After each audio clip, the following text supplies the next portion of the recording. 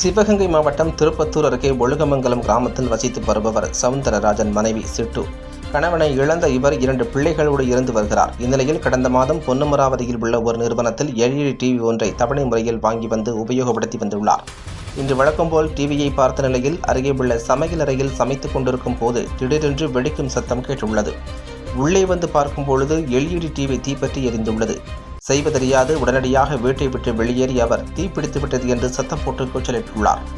உடனடியாக அக்கம்பக்கத்தில் உள்ளவர்கள் விரைந்து வந்து தீயை அணைக்க முயற்சி செய்துள்ளனர். இருப்பினும் கட்டுக்குள் அடங்காத தீ மளமளவென வேகமாக பரவி அருகே உள்ள சோபா, கட்டில் மற்றும் அலமாரியில் வைக்கப்பட்டுள்ள துணிமணிகள் மற்றும் அறைக்குள் வைக்கப்பட்டிருந்த ஏனைய சாதனங்கள் மீது வேகமாக பரவியது.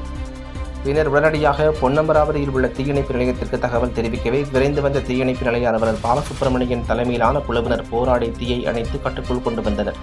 இருப்பினும் தீயின் வேகத்தால் வீட்டில் உள்ள 3 லட்சத்திற்கும் மேற்பட்ட மதிப்பிலான பொருட்கள் தீயில் கருகி நாசமாகியதோடு வீடு முழுவதும் அடர்ந்த வனப்பகுதி போல் கரும் புகையோடு காட்சி அளித்து வருகிறது.